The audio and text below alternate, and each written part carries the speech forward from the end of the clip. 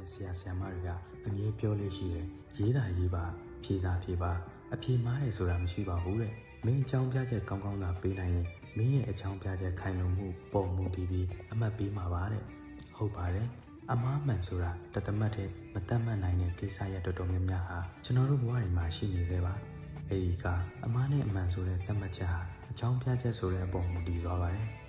ဘယ်ဟာမှားတယ်ဘယ်ဟာမှန်တယ်ဆိုတာကိုလူအများရောကိုယ်တိုင်မှာလက်ခံနိုင်ဖို့တော့ဘာကြောင့်မှားတယ်ဘာကြောင့်မှန်တယ်ဆိုတဲ့အကြောင်းပြချက်လိုအပ်ပါတယ်သဘောတူတဲ့သူကလက်ခံမယ်သဘောမတူနိုင်တဲ့သူကဘာကြောင့်သဘောမတူနိုင်ဘူးဆိုတာလဲဆိုတဲ့အကြောင်းပြချက်ပြန်ပေးပေါ့ဗျာ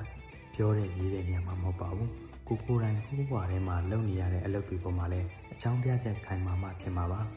ကိုလုပ်နေတဲ့အလုပ်ကိုသွားနေကြလမ်းကြောင်းဟာမှန်တယ်ဆိုတာပြောဖို့လဲအကြောင်းပြချက်တွေလိုပါတယ်ခိုင်ခိုင်မာမာဘာကြောင့်ဆိုတဲ့အကြောင်းပြချက်တည်းရှိခြင်းဟာကိုလုပ်တဲ့အလုပ်အောင်မြင်ဖို့ကိုသွားခြင်းတဲ့လမ်းကြောင်းခီးဆုံးရောက်ဖို့တွန်းအားကောင်းကောင်းပေးနိုင်တဲ့အရာပါ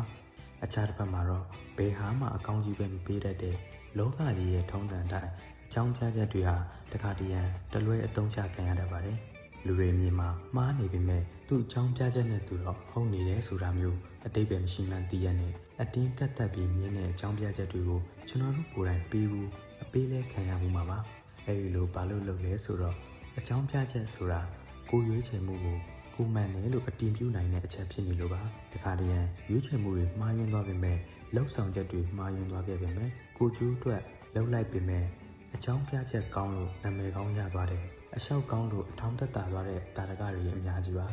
လူဆိုတာကိုယ်မြင်တဲ့ကိုယ်မို့ကိုမှန်ကြောင်းအတည်ပြုနိုင်ဖို့အကြောင်းပြချက်တွေပေးနေအောင်ပါပါအကြောင်းပြချက်ကိုအရင်ခိုင်မာအောင်တိဆောက်ပြီးမှရွေးချယ်ခဲ့တာလားရွေးချယ်ခြင်းရရွေးချယ်ပြီးမှအကြောင်းပြချက်ကိုတိဆောက်ခဲ့သလားဆိုတာကတော့လေသင်ကိုယ်တိုင်ပေါ်အများကြီးမူတည်ပါတယ်